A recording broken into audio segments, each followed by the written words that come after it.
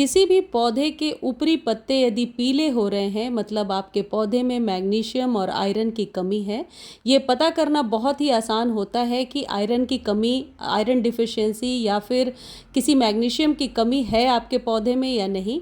जो शुरू के पत्ते हैं यानी नई नई जो ब्रांच आ रही है, वो ब्रांच पीली कुछ इस तरीके से निकल रही है, इसका मतलब कि आपके पौधे में आयरन की और कैल्शियम की कमी है। यदि आपके हर श्रृंगार के पौधे में फ्लावरिंग नहीं हो रही है और पौधा सिर्फ लंबा हो रहा है, तो जुलाई के मंथ में ये ज़रूरी खाद दीजिए और निश्चित केयर टिप्स का आप ध्यान रखिए, आपके पौधे में फ्लावरिंग होने लगेगी। मेरे हर श्रृंगार में ग्रोथ तो अच्छी हो रही है, लेकिन अभी फ्लावरिंग हो नहीं रही है और मैंने कोई पोटेशियम युक्त खाद अभी दिया भी नहीं है। हर श्रृंगार को आप ओपन में बारिश में रख सकते हैं। बारिश से तब तक नुकसान नहीं होगा जब तक कि गमले में मिट्टी ना भर जाए। अपने हर फ्लावरिंग प्लांट को, चाहे वह पीस लिली हो जो इंडोर रखते हैं, हम सभी को आप बारिश में बाहर रख सकते हैं। अभी गुड़हल को रख सकते हैं और ये जैसे रजनीगंधा मैंने रखा है, और भी इग्जोरा वगैरह को भी आप बाहर रख सकते हैं। अब आपको करना क्या है, जब बारिश ख़त्म हो जाए तो इस बात का ध्यान रखें कि गमले की मिट्टी चेक कर लें, गमले में पानी भरा हुआ ना हो।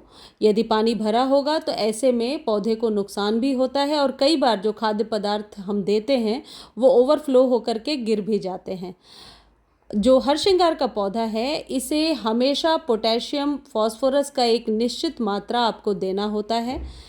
फुल सन का पौधा होता है ये, पूरे सन में आप इसे रखिए, सन से कोई नुकसान नहीं है। लेकिन ये पौधा अच्छी फ्लावरिंग तभी करता है जब आप इसमें ट्रेलिस बांधते हैं या फिर किसी भी चीज़ के सहारे इसे ऊपर तक चढ़ाते हैं, तो ये लताओं की तरह बहुत ही अच्छे से ग्रो करता है। हर श्रृंगार के पौधे में यदि उचित खाद ना दिया जाए तो कई बार मैंने देखा है ये पौधा मर जाता है। वैसे ये परमानेंट फ्लावरिंग प्लांट है, आपके गार्डन में सालों साल चलता रहता है, लेकिन इसे निश्चित खाद पानी की ज़रूरत होती है। इसके लिए आपको पहली चीज़ ये ध्यान रखनी है कि जो कंटेनर साइज़ आप चूज़ करेंगे वो हमेशा बड़ा हो, 10 इंच से बड़ा हो, इस बात का ध्यान रखिए। बहुत छोटे कंटेनर में पारिजात का पौधा अच्छे से ग्रो नहीं हो पाता है। इसे फुल सन में रखिए, वाटरिंग डेली कीजिए और जिस तरीके से मैंने बताया ट्रेलिस बांधिए। हर 10 से 15 दिनों पर जब भी आप खाद दे रहे हैं, आप टाइलिंग ज़रूर करेंगे, यानी कि मिट्टी की गुड़ाई ज़रूर करेंगे। और बरसात में एक ज़रूरी चीज़ है जो आप सभी अपने फ्लावरिंग प्लांट पर कर सकते हैं। 10 डेज़ पर 1 चम्मच नीम खली आपको डालना है। जैसे आज हमारे यहाँ बहुत बारिश हो रही है तो ड्राई नीम खली हम दे सकते हैं। यदि आपके यहाँ बारिश नहीं हो रही है और गमले की मिट्टी एकदम ड्राई है तो आप उसे पानी में घोल लीजिए और फिर उस लिक्विड को डालिए। लिक्विड तौर पर जड़ों तक बहुत जल्दी खाद पहुँच जाता है। लेकिन यदि मिट्टी गीली है तो ऊपर से और गीला और पानी देने की ज़रूरत नहीं है, ड्राई आप दे दीजिए। ये जो पौधे होते हैं, ये कई बार बरसात में मैंने देखा है कि पत्तियां तो पीली होती ही हैं, साथ ही साथ ये फंगस के भी शिकार हो जाते हैं। तो नीम खली 1 चम्मच निश्चित तौर पर आप डाल दिया करें।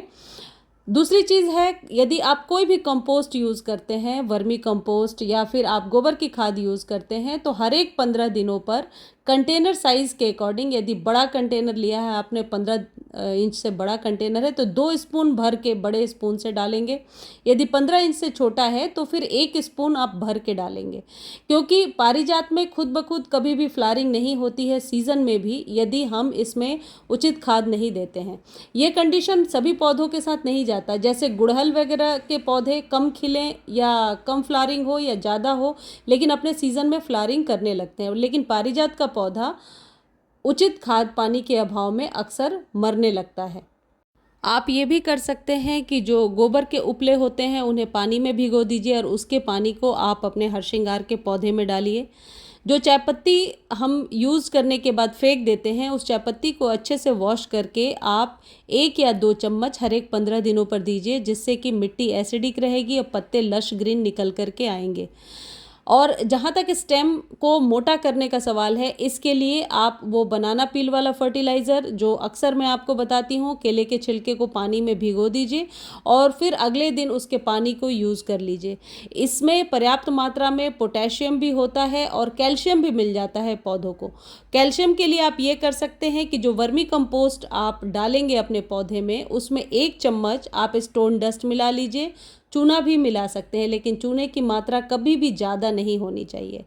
मार्केट से कोई भी आप जाइम ले सकते हैं जो प्लांट फूड के नाम से आपको मिल जाएगा, और 2 मुट्ठी भर के अपने कंटेनर साइज़ के अकॉर्डिंग देते रहिए। यदि ज़मीन में पौधा लगा हुआ है तो फिर आप चारों तरफ से पहले गोलाकार बना लीजिए, गुड़ाई कर लीजिए, और फिर आप इस खाद को भर दीजिए, ऊपर से मिट्टी भर दीजिए, जड़ों तक बहुत आसानी से पहुंच जाएगा। खाद देना पारिजात के लिए बहुत ज़रूरी है, हर एक महीने देना होता है। और अभी बरसात में नीम खली और किसी भी प्रकार के कंपोस्ट और स्टोन डस्ट का इस्तेमाल ज़रूर करें। यदि आप ये नहीं कर सकते तो फिर चाय पत्ती वाली खाद दें और बनाना पील दीजिए, तो आप देखेंगे आपके पारिजात में बहुत ही जल्दी फ्लावरिंग शुरू हो जाएगी। और ये आपको हमेशा हर महीने दोहराना है।